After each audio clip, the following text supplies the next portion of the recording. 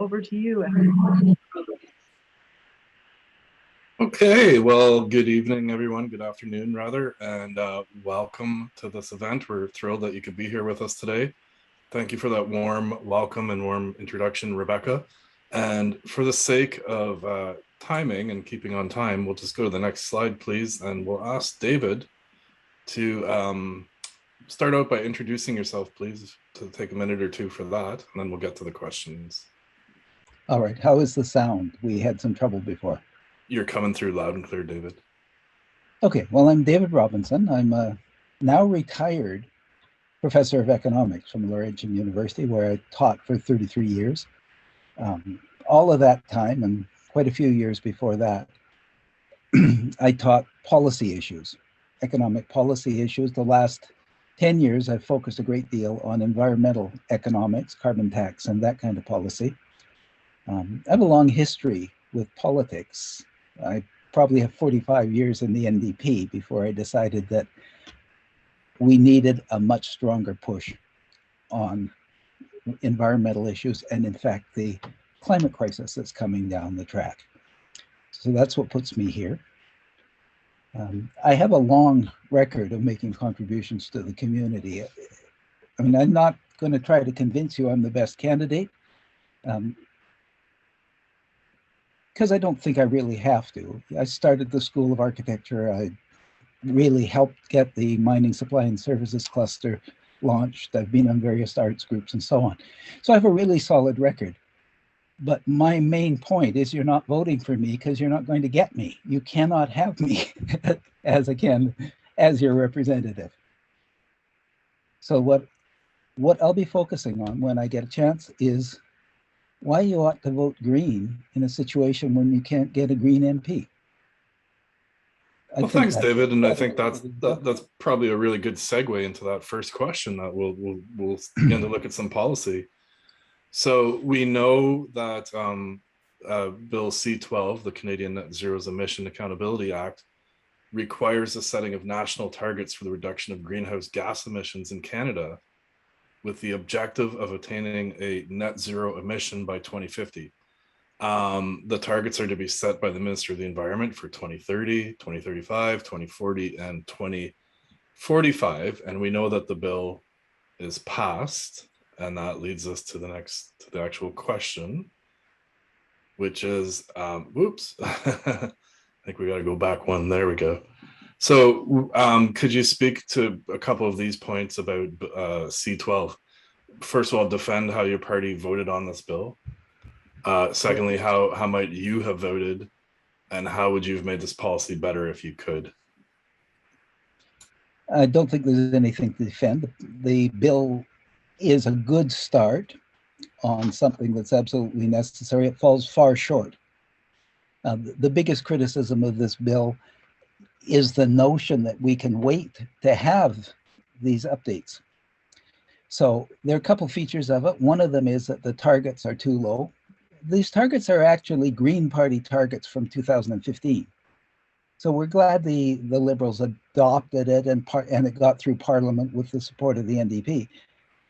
But we in the Green Party think they're out of date. We have boosted our target for 2030 to 60% reductions, because we do not, that's the easy part of the reductions. The hard parts come later. What they seem to think they can do is postpone the hard parts, and it's not going to do.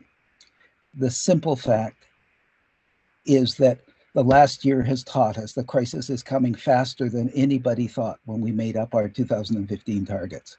How would I have voted? Well, I would have voted for it because we need something. How would I change it? Well, I would be having a review virtually every year. I wouldn't let it be more than 2 years apart. I think that I would have a commission that had a few teeth in it rather than this weird, weak thing that the Liberals put in place. The Brits have gone considerably farther on that, and I can think of a number of ways of improving it. But let's not get into the details. The question before us is, do you really believe one of the two candidates that you can vote for here and get is going to make any difference? And they both have targets set by their parties that are too weak. The only way you can say, we want a stronger target, we want more action, is by taking votes away from them. They're competing heavily in this riding. So if they lose votes to the Green, that's a strong signal. When you go into the ballot box, you get to make one squeak, little X.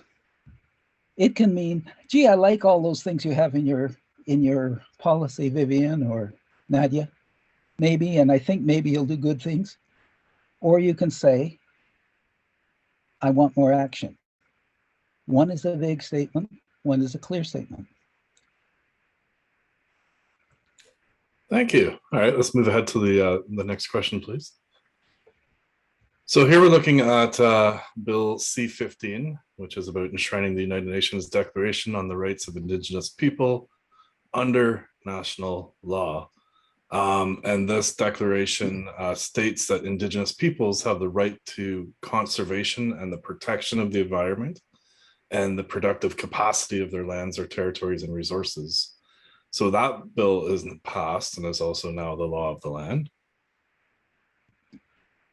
So we'll go to the question on the next slide. So okay. Here. I know that I can read the questions. Do you want me to just go ahead? Sure. Yeah, sure, David. Thanks. Okay, we know my party supported it and it asked for this for a long time. I would have voted for it. I'm not very satisfied with it, actually. For one thing, the whole definition of Indigenous people in that document is cloudy and difficult to apply in a population that is as mixed as Canada's and so interpenetrated. It was not really written for a situation like Canada, and I think it could have been improved considerably. But let me say, I approve of having passed it as a statement of very important principle.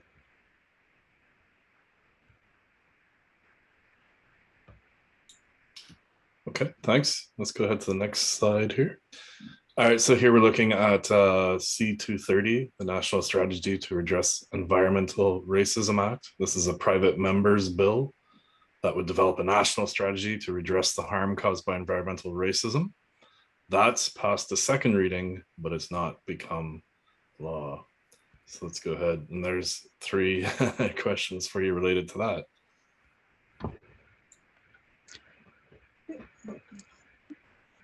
Well, let me start at the bottom of it. I think that I agree with the principle entirely. I don't think it's simply environmental racism. I think that all the environmental crimes that are being committed across the country by governments, by corporations, by municipalities, by those of us who dump pharmaceuticals into our toilets are serious. To some extent, if I have a criticism of this bill, it's not its intent to deal with problems for some groups. It's its unintentional narrowing of the environmental question to one of race and discrimination. It's very popular in as racially segregated a country as the US to put everything in racial terms. I'm not sure that that's the most appropriate framework in Canada, however popular it is among activists like the ones that I live with and work with. I think that, in fact, we need a more unifying view of things. So how would I have made this policy better? I would have made it more inclusive and less divisive in its framing, despite the fact that its intent is almost the opposite. I'm sorry, that's a sort of grumpy, critical viewpoint on people trying to solve problems in a sort of fractional, segmented, and sectarian way. It has terrific principles in it. I approve in principle. I have personal reservations about the effects of it. Thank you. Okay, let's go to the next question, please. Here we're looking at your party's climate policy. So there's a couple of different questions for you to consider here. What climate policy would you continue to champion, improve, or create? What would be the impact or impacts of this policy? Which experts and what evidence actually supports it? And will it encourage our global neighbors to cut emissions too? Okay, we don't have 2 hours. I'm sorry. So I'm not going to answer that anything like completely enough. I've literally spent years studying these kinds of questions, taught them.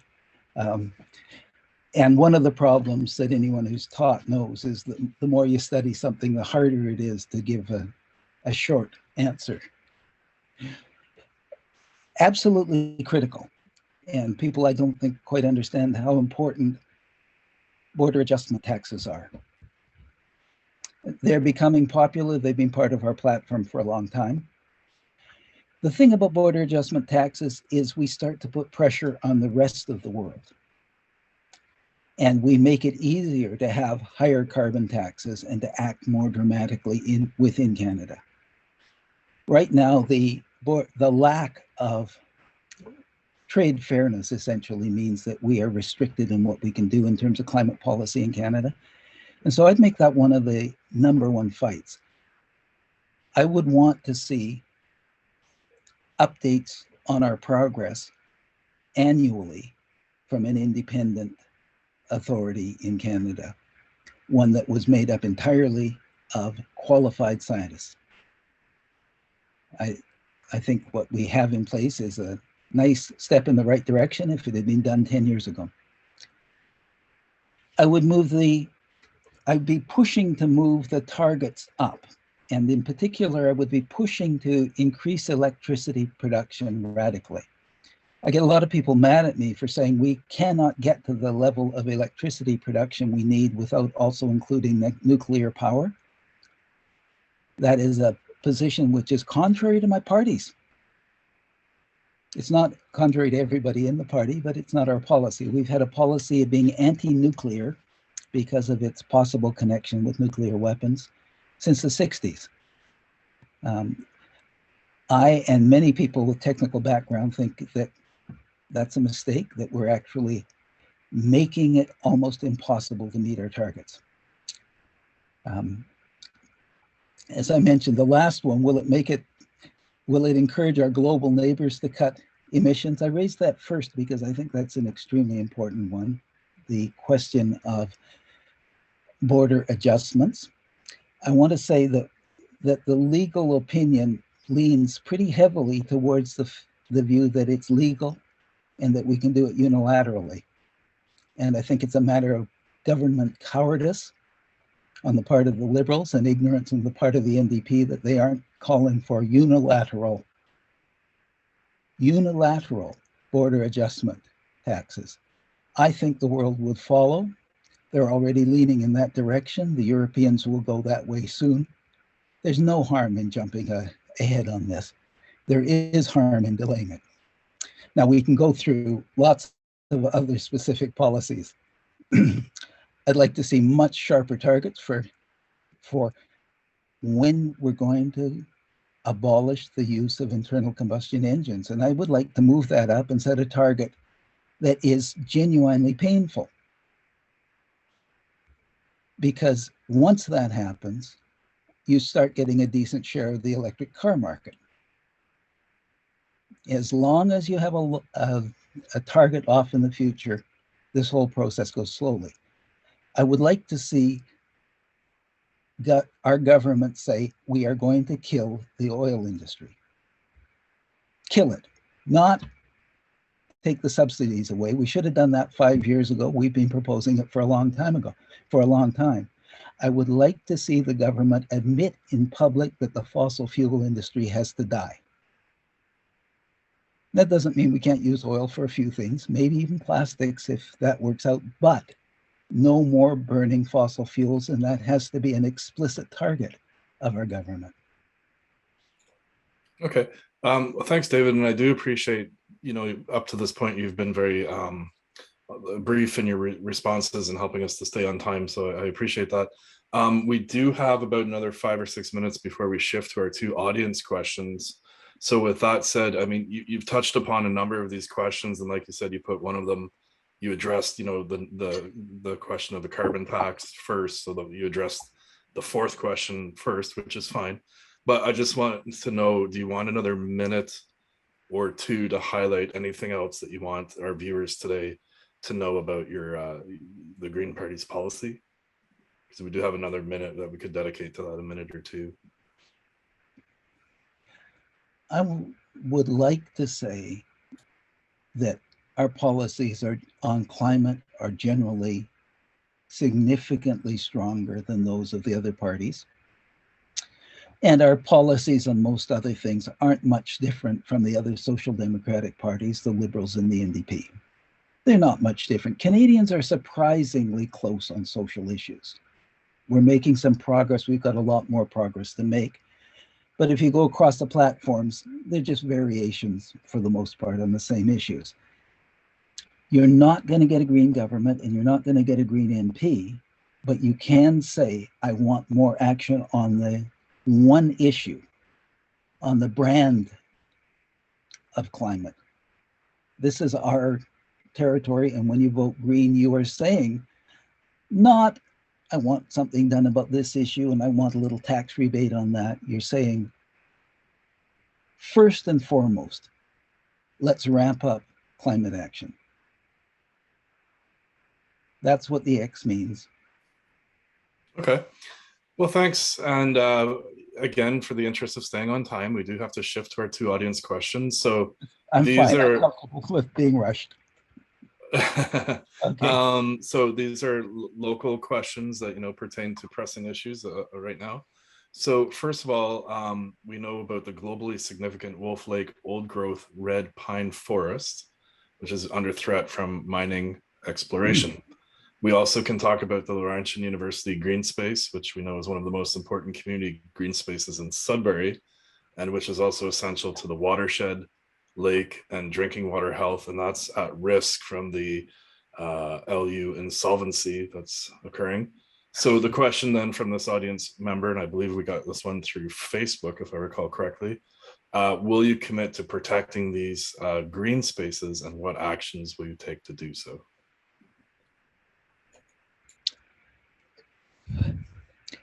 I am so happy that people are working on this issue, and I'm working on the climate issue, and I haven't done anything personally on any of these. I'm from BC. I hear a long time ago now, but some of the most important fights are to protect special habitats, biomes in the country are going on out there right now, and I wish I was there.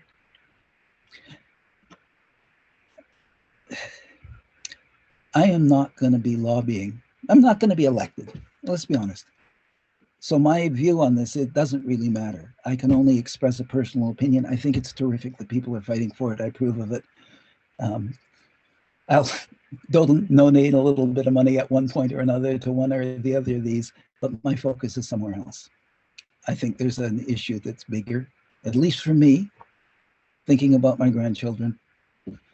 I love these issues. I think they're important. Thank God someone's working on them, but I'm not going to. Okay. Thanks. We have one question left then. It's another audience question, and it pertains to the economy and then the impacts of COVID-19. So we only have about a minute for this, so we're going to have to keep this one brief. But we know that small businesses are still suffering from the effects of the COVID-19 pandemic. So the corresponding question is, what could you do, or pardon me, what would you do to help small businesses thrive in a low carbon economy? I don't think there's any reason to think that the low carbon economy is in any way a threat to small businesses. Whenever you have rapid technological change or rapid social change, small business tends to do better.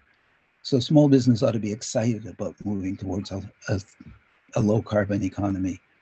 There are a few things like trying to divert government purchasing to the local economy with a focus on projects that use local labor and local materials, and the design of government projects so that they have that local content that are very important. But I wouldn't be panicked if I was in a small business about the future. I'd be a little bit worried if I was in the travel industry, because flying to London does more damage than the cost of the ticket, and that's going to have to be stopped. On the other hand, These lighter than air ships that are being developed right now can do the same thing at 1/10 or less of the fuel. That technological change opens up huge opportunities. Let me stop there because there's a principle that I've expressed that I think is important. Yeah, well, thank you, David. So that's the final question for us this evening, and we we did end perfectly on time. So thanks for joining us and sharing your views with us. And we'll close off this session, and then we're going to go to the next candidate, which is, I believe, Nadia from the NDP. Do we have Nadia on the session with us? Hi, I'm here. Hi there. So just to reiterate, David, you're welcome to, of course, stay on the session to hear what others have to say from this point forward. And so we'll go over to Nadia. So Nadia, just like David, we'll ask you to begin by, I say hello and welcome and thank you for being here. Thank you. Thank you for the invitation. Right. Excellent. And we'll say, could you take a minute or two maybe to introduce yourself to our audience this evening, please? Sure. Hi, I'm Nadia Varelli, your federal NDP candidate for Sudbury. Most of you have met me and know me, my background. So grew up with a working class Italian family, worked all my life. I think I started around 14. And this was to help pay for tuition and to pay my way to school. And I successfully received my PhD in 2007 when I started working in various universities in the North, landed here in Sudbury, teaching Canadian politics, teaching, researching, and publishing on Canadian politics for the past, I would say, about 15 years. With regards to my position as Sudbury, I was part of the political science department, and it was one of the programs that were cut, resulting in me losing my job. I've always been committed to NDP values and NDP platform. So for me, running as the NDP candidate was a natural fit. It was something that I've been considering for the past year and a half, and here we are. All right. Well, thank you. And thanks as well for keeping on time. I don't know if you were present for the David's presentation, but we're going to follow a very similar format where we have a number of policy related questions. And then we're also going to have the same audience questions that we received. So just like last time, we're looking at the first question has to do with C12. And I won't repeat that for our audience, so we can jump right ahead to the question that we're posing to you around that bill. And that is, you want to advance the next slide, David, please? I think there's three questions around that particular policy. So one is just like previously, defend how your party voted on that bill. How would you personally have voted? And then if you could outline a few ways that you could perhaps make the policy better. Okay, sure, and thank you for this question. So I have a prepared statement that I would like to premise all the answers with regards to the specific ones that were asked. So first, the New Democrats have consistently championed key environmental legislation, strengthening it along the way, where Liberal sponsors or cabinet ministers have left these bills open to avoid real accountability to Canadians. Jack Layton, as we know, brought the first climate change legislation to and through the House of Commons. The Climate Change Accountability Act was years ahead of any real climate action championed by any of the parties that we're listening to tonight. It would have enshrined in law the targets identified by the US and the EU. But what we saw is that this bill, it failed in the Senate. Since then, we know that leaders like Megan Leslie, who's now the executive director of World Wildlife Fund Canada, and Lyndon Duncan and Nathan Collins, and Lauren Collins, our most recent environment and climate change critic, have all fought hard to get the Liberals and the Conservatives to real action on climate. They have brought bills on climate action, restricting tanker traffic, restoring protection to inland waterways, and in 2019 proposed a federal environmental bill of rights. So New Democrats have taken the lead on the environment, but specifically to C12, As we know, this was the Liberal government's attempt to provide some actual accountability to their climate action plan after opposing any accountability for so long. Now, the climate crisis remains an urgent priority and an existential threat. It calls on all of us to be courageous, to act decisively, and to be accountable. Future generations are counting on us. Our NDP MPs used every level we could to reach to ensure Canadians finally get a climate accountability law that is able to hold government and future governments to account for the climate commitments they make. To their credit, Minister Wilkinson and his team welcomed our feedback and engaged in good faith towards making C12 better for Canadians. Canadians are clear. They are tired of governments setting long-term emission reduction targets without any intention of meeting them and without mechanisms to hold them accountable when they are off track. That is why we welcome the government's Canadian Net Zero Emissions Accountability Act and committed ourselves to working collaboratively with all parties to address all flaws or any flaws within the bill, as those in the environmental community and civil society have urged us to do. The most significant shortcoming of Bill C12 has been its lack of near-term accountability measures on the path to 2030.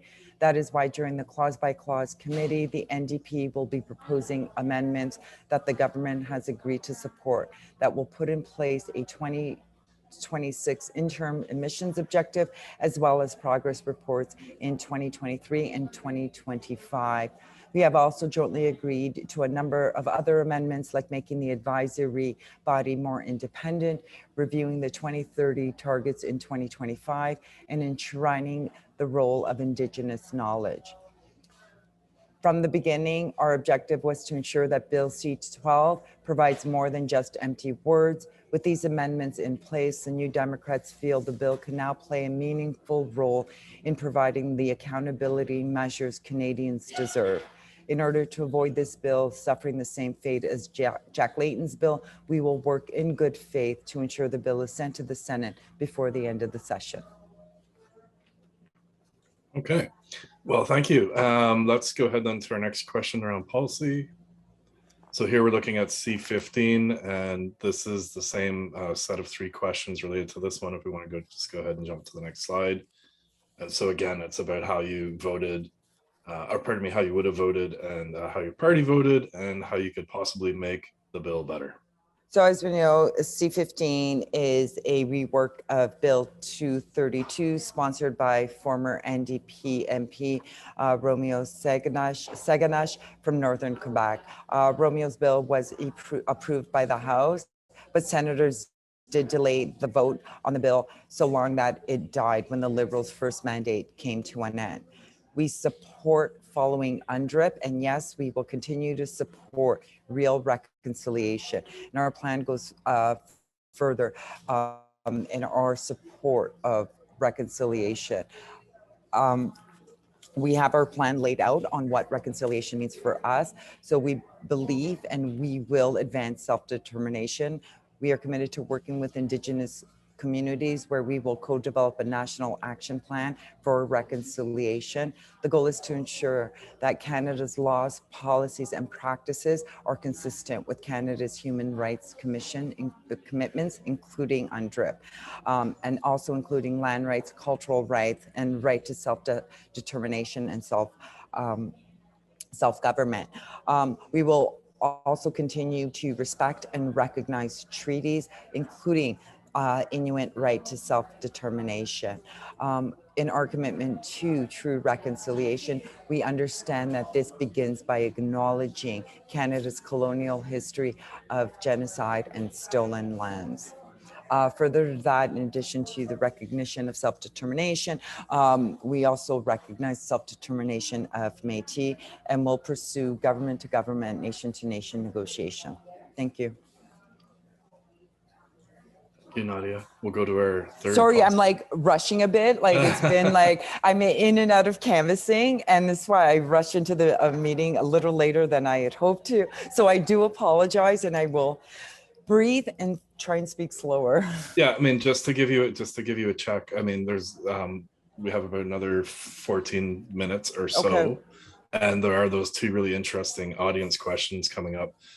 So we'll just go ahead and jump to this next policy question then on Bill C-230, the National Strategy to Redress Environmental Racism Act. And if we go ahead to the question slide, we'll see that there's the same three questions regarding that particular policy there that we'd like to hear from you, please.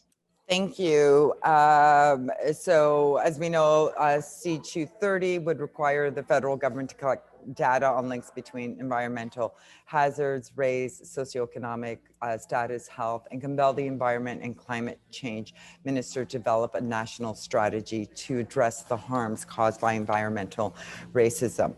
Now, our position, my position, is that we know that climate change and other environmental degradation does not affect everyone equally and evenly. People that can't afford it can't protect themselves and their families from the impact of climate change and the poisoning of earth, air, and water. Indigenous and racialized Canadians are more likely to feel the effects. One only needs to look north to communities like Tuktoyaktuk, where permafrost thaw regularly threatens homes, roads, and important cultural sites, as well as marine and coastal environments.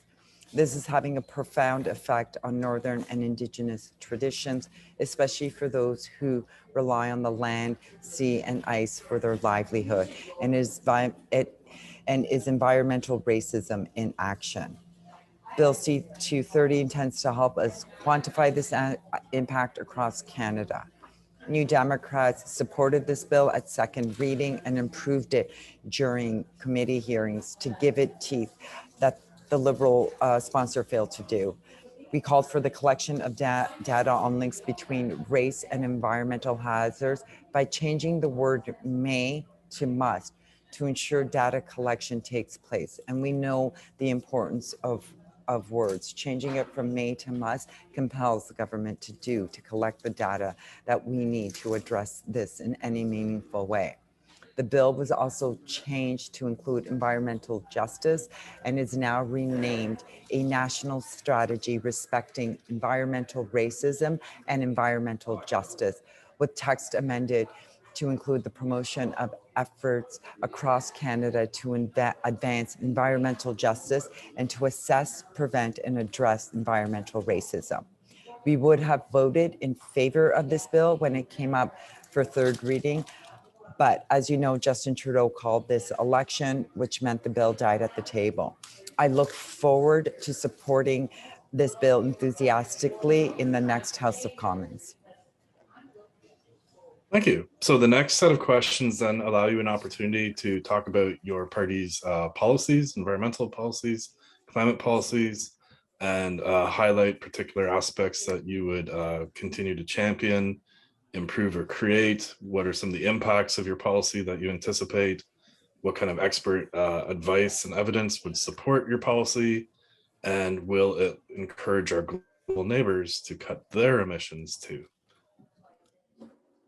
Okay, thank you. So I actually have three that I'd like to talk about. The first two, briefly, the third one, because it is near and dear to my heart. I would like to spend a bit more time on that. So in not necessarily in order of priority, but maybe. So the first is to eliminate fossil fuel subsidies. When we send money directly to oil and gas production, and we see this, that the Liberals are directly supplanting any action that they say they are taking against the climate. Yes, we will need to support Canadians to move into better, greener jobs. If we turn the $18 billion in subsidies we've provided to big oil to the transition we need to make in the sector, we could build entirely new industry, moving the Canadian economy away from dependence on oil sands extraction and shipping unrefined bitumen out of the country. It won't be easy, I understand that, but if we keep subsidizing fossil fuel industry, it will never change. The fossil fuel sector, as we know, is directly responsible for 1 part in 6 of our total GHG emissions, or roughly 100 megatons. And the use of fossil fuels across our sectors accounts for another 3 in 6. This is the heart of the problem, and we can only fix it if we stop incentivizing the fossil fuel industry. And so New Democrats will end fossil fuel subsidies. On the second one that it is connected to that, we're moving towards an electrified economy, so electrification. We need to move personal and commercial transportation, home heating, commercial processes, and many industrial processes as possible to electrify and away from fossil fuels. These represent the major share of total burning of fossil fuels, and we have now, or will have soon, technology to replace almost all of these processes with electrified options. We only have to look to the mining sector, which is moving so quickly towards electrified systems to show us that it is possible. And we know that Sudbury is well poised and well positioned to bring us there and to export our technology outside of Canada. This, combined with green and a clean energy generation, we can reduce our GHGs by 250 MT by electrifying. And then also connected to this, I've always believed when addressing climate change, it starts at home. We know the importance of eating local and how that is better for health, our local economy, the community, and the environment.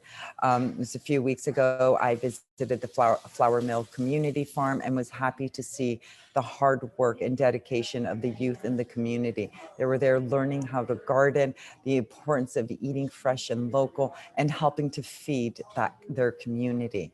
My partner and I shop frequently at the Sudbury Farmers Market, and we were over the moon happy when the winter market was started and it's continuing. We are very grateful to the hard work that was put in to making this happening, to make this happen and to continue it. Youth, local farmers, they all know the importance of a food system that is local and low to no carbon. These are food systems that need to continue. These are food systems that the NDP and I support completely. So we're committed to working together with farmers and with food producers to develop a national food policy, making our food system stronger all across the country and making it greener. We'll also work to put in place a food waste strategy to reduce the huge amount of food that currently goes to waste in Canada.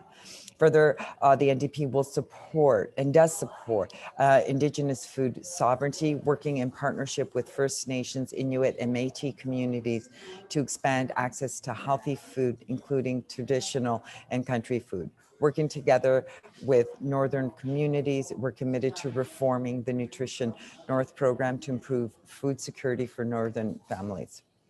Thank you. All right, well, thank you for that presentation. And we're going to shift then to the 2 audience questions. And so the first one, as before, was looking at the green space around Laurentian University and also looking at the Wolf Lake Red Pine Forest.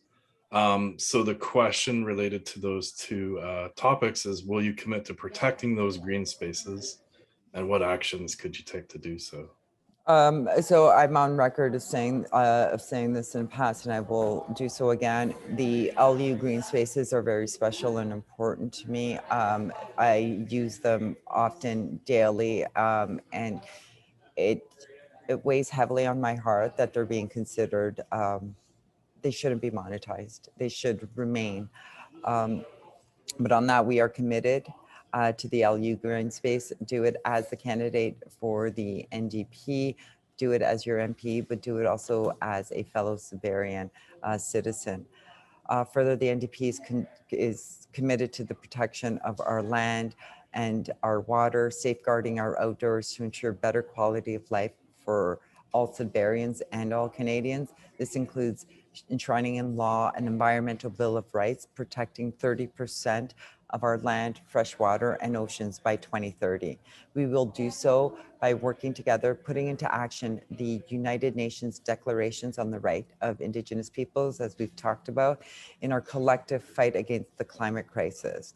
We will create an Office of Environmental Justice to address the impacts of pollution and loss of biodiversity on low-income racialized and marginalized communities. We also recognize that as original peoples of the country, Indigenous peoples have intimate connections to their homelands, territories, and resources, and have provided stewardship since time out of memory. It is within that context that the NDP would approach the question of preservation of Wolf Lake Forest Reserve and old growth red pine forest, plant and animal species, and waterways contained within it. As the guardians of the land, we will work with Indigenous peoples on this specific proposal. Ancient old growth forests and watersheds are critical to the region's biodiversity and important to our ongoing efforts to climate change. The Wolf Lake Forest Reserve is a unique resource of ongoing and vital importance to the ecological, financial, and cultural well-being of the region. The NDP is committed to working with local partners on recognizing and protecting Wolf Lake Forest in regulation and in legislation. Okay, so I can only give you about a minute or so. Oh shoot, I'll be quick. So the last question, if you could just highlight a couple of things you might do. Here we are in the economic recovery phase from the COVID-19 pandemic. Could you maybe list 2 or 3 things you might help to help small businesses to recoup?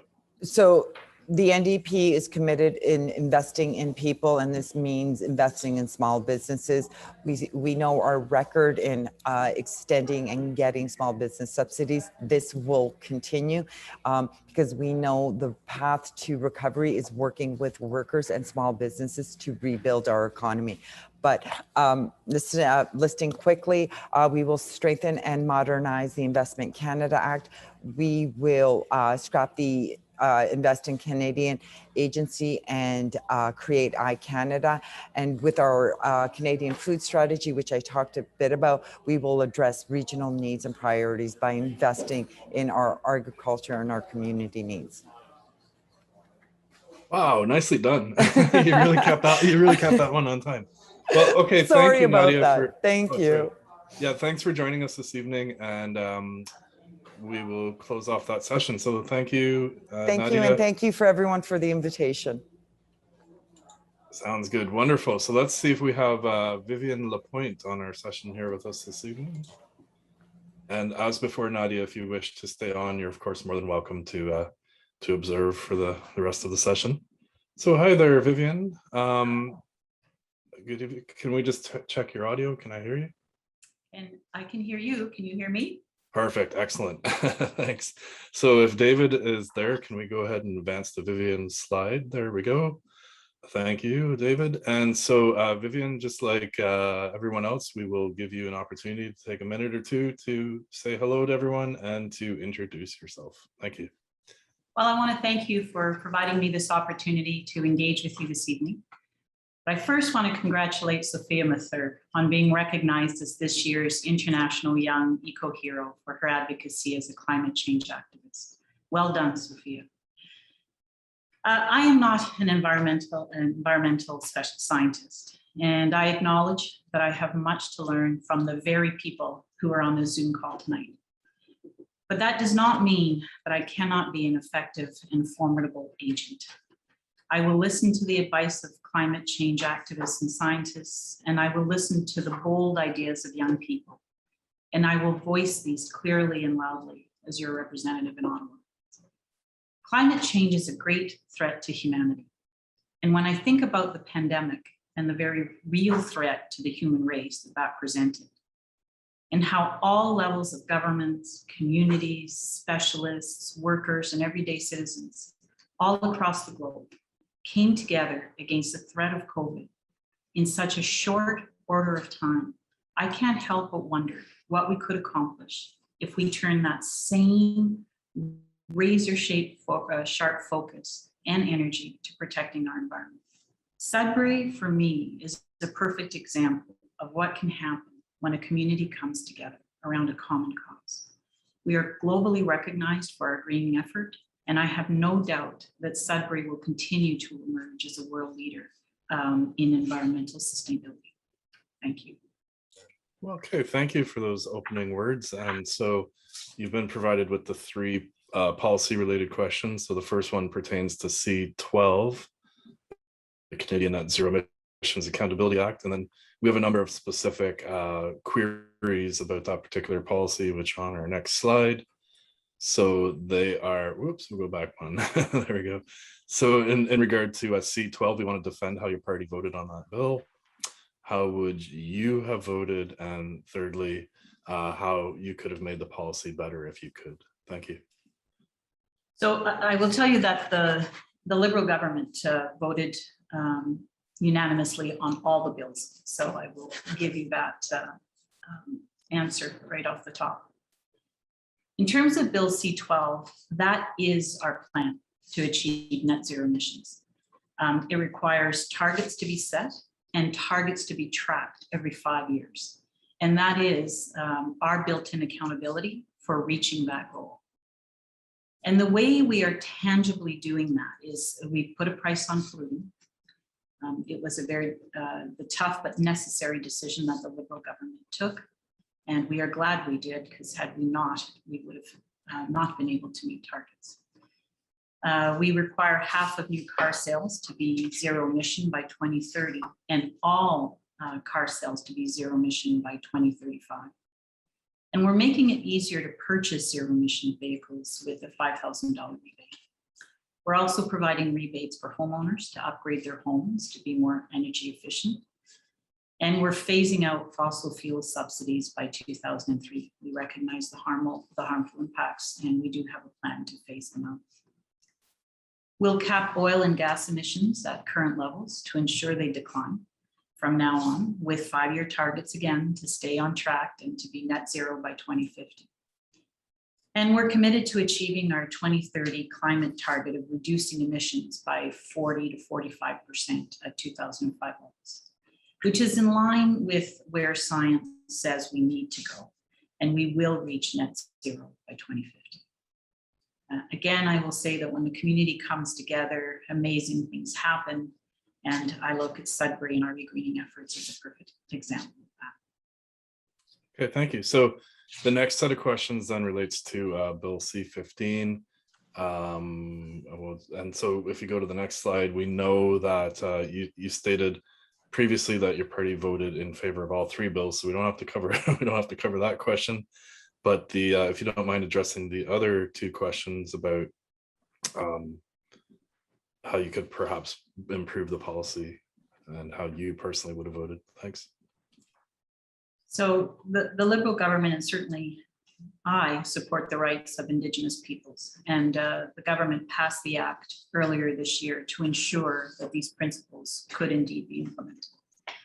The Act requires the Government of Canada to work in consultation and in cooperation with Indigenous peoples to prepare an action plan to tackle key things such as addressing injustices and to identify measures to align federal laws with the Act. Implementing the Act will be a key part of renewing the relationship between the Government of Canada and Indigenous peoples.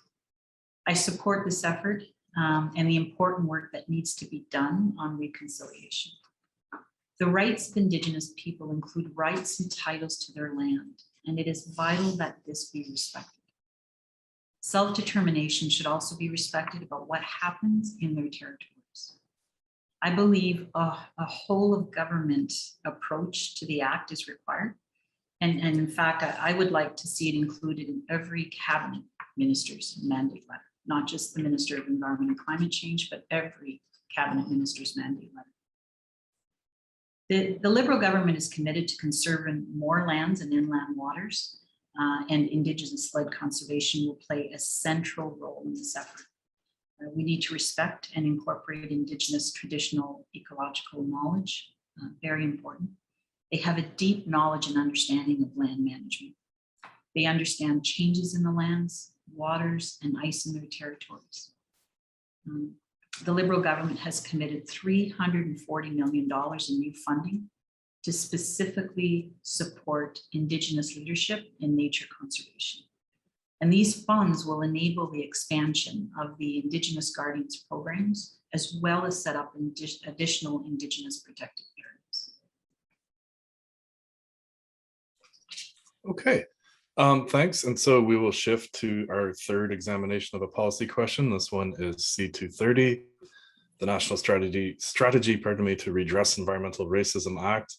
And just like before, we've got the three guiding questions to help shape your responses to this, to our examination of C230. So I'll turn it over to you. I'll start by saying that we introduced strengthened legislation to protect our environment through Bill C-28, Strengthening Environmental Protection for a Healthier Canada Act. And this action served to strengthen the original Canadian Environmental Protection Act. And this action was important for two reasons, well, for many reasons, but I'll highlight two reasons. One, the act had been weakened considerably by the previous government. And second, the amended act recognizes for the first time in federal law the right to a healthy environment, which is critical for environmental justice. So Bill C-230 would go even further to ensuring the right to a healthy environment by requiring the Ministry of Environment and Climate Change to examine the link between race, socioeconomic status, and exposure to environmental risk, and to develop a strategy to address environmental justice. I am in full support of C-230. It is important to ensure that no community gets left behind. Those communities can and should be part of the strategies to compensate for harm. Now, there are additional proposals for advancing environmental justice that I support, and they are to train workers so they have the skills to work in zero carbon industries, to protect workers by advancing Canada's first just transition legislation. This legislation would support economic diversification strategies at the local level. Just transition is an important matter for Sudbury and Northern Ontario. I can tell you that locally through FedNor and other programs, we invest in our local companies to take advantage of the demand for electrification of mining by helping to attract more skilled workers such as electrical engineers and technicians, and support companies and entrepreneurs in developing new electric equipment, processes, and engineering that support their local and export potential. Thank you, Vivian. And so our fourth question then shifts to your particular climate policy. And then there's four questions that we drill down there. What climate policy would you continue to champion, improve, or create? What would be the impact of this policy, and which experts and what evidence supports it? And then finally, will it help to encourage our global neighbors to cut their emissions too? So I think for me, part of my answer is actually reflected in the question itself, and that is we need to listen to the experts and work together. So my preferred policy is actually a principle, and it's a principle that we should apply to all policies moving forward. And that's, let's make sure that the communities and populations who are impacted have an opportunity to be involved in the development and implementation of solutions to climate change. It is so important to have that collaboration and that engagement. This is interconnected with our commitments to the UN Declaration of the Rights of Indigenous Peoples, as well as environmental justice. I can tell you that I'm passionate about our commitment to facilitating a just and equitable transition to clean growth. I've said it before, I'm not a scientist, but if I'm elected, I will push our government to act on their warnings. Thank you. All right, so the next two questions, again, as a reminder, are the audience submitted questions. And the first one references the red pine forest, the Wolf Lake old growth red pine forest. And also we can talk about the green space around Laurentian University. So the question is basically asking you what actions would you commit? One, would you commit to protecting those green spaces? And then secondly, what actions would you take to do so? So the answer is yes. I would work ardently to protect these Wolf Lake as well, and old growth red pine forest and the university green space. And I think we can Certainly what I would want to do, because I just spoke about needing to work very closely with groups and with the experts, is we would need to work with the Wolf Lake Committee. I heard the Wolf Lake Committee members speak passionately at the Fridays for Future, Friday for Future, sorry, event last month. And I was completely motivated and inspired by their passion for that cause, and I would work very closely with that group. And the LU Green Space, I would work with the Coalition for a Livable Sudbury and others championing to save the green space. But again, on Wolf Lake, I should say, and certainly an avenue I would take as an MP, is that the Liberals have committed to protecting at least 30% of land, freshwater, and ocean by 2030. And as your MP, I will strongly make the case that the old growth forest around Wolf Lake is a critical area for us to save. So the commitment is there in the Liberal platform. It is ensuring that Wolf Lake is part of that.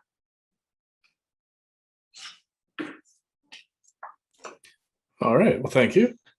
So our second and final audience question, of course, pertains to small businesses and how they've been negatively impacted from the COVID-19 pandemic. And so the question here is, what would you do to help small businesses thrive in the low carbon economy? So small businesses have shown how well they can adapt to changing environments, especially during COVID. COVID taught all of us, whether we're individuals, small businesses, large businesses, how resilient we can be. But like during COVID, small businesses will need support as we move to a low carbon economy. And as many economists have noted, the green economy will provide many new opportunities. And we're prepared to make very strategic investments in infrastructure, research, and development to create an environment where small businesses can become leaders in their sectors and hopefully become big business over time.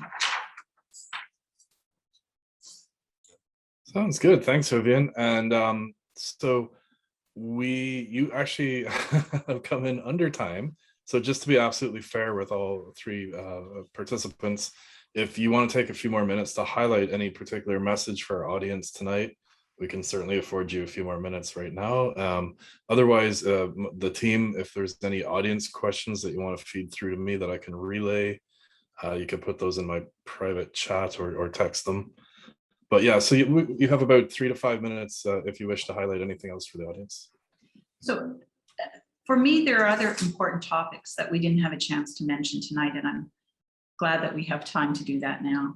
And I think they deserve attention. And one is, I think we need to have plans for climate adaptation and building a circular economy as well as a just transition for communities and individuals who would be impacted.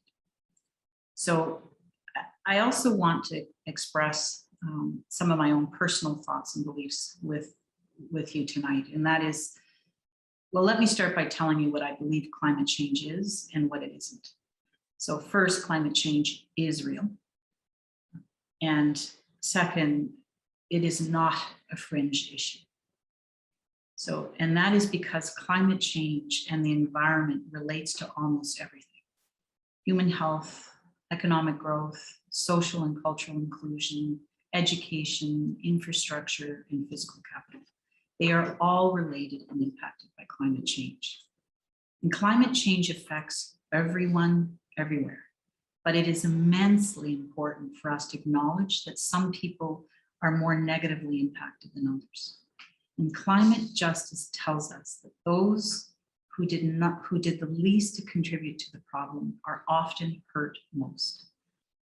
A disproportionate number of people who live in environmentally hazardous areas are Indigenous, lower income, or racialized communities. They are vulnerable communities. And as discussed earlier, I really like the idea of requiring the Minister of Environment and Climate Change to examine the link between race and socioeconomic status and exposure to environmental risk. and upon examination to develop a strategy to address environmental justice. We have a responsibility to address these issues and to provide opportunities for those whose voices aren't always heard to participate in finding solutions and working collaboratively. I'll step out of the environment mode for a moment and tell you that as Executive Director of Community Living Greater Sudbury, we provide supports to people who live with developmental disabilities. They are a vulnerable population and often need that voice and those advocates to speak on their behalf. And so that is something that I hold very close and that I am fiercely proud to champion at Community Living Greater Sudbury. And I will be fiercely proud to champion as your Member of Parliament for Sudbury. And environmental justice is also important, and we must acknowledge everyone's right to a healthy environment while acknowledging environmental racism. So thank you for your time tonight. Yeah, it was nice to have a few minutes there to just say anything else you wish. So, all right, thank you, Vivian, for joining us this evening. And as I've mentioned to the other participants, you're more than welcome to please stay on if you wish and listen to the next presentation. So we did invite, we'll go to the next slide, please, David. We did invite the Conservative representative, Mr. Ian Symington, but he chose not to attend or provide a statement, unfortunately. So in closing, I'll say my few closing remarks, and then I'm going to turn it over to the team here. I would like to thank all three participants. As the person in charge of monitoring the time, I'd like to thank all three for being clear and concise with their answers and respecting the timing restrictions we've put on the presentations this evening. So on behalf of the 100 Debates on the Environment, thanks for participating. And I'll turn it over now to my colleagues for some closing reminders and closing remarks. Thank you so much, Evan, and thank you to all the candidates. It was really, really wonderful to hear your views on these really, really important issues that are facing our community and our country. I'm just putting up all of the voting information at this point. Oh, maybe just to back up, we did indeed invite all of the candidates who have parties who have seats in Parliament.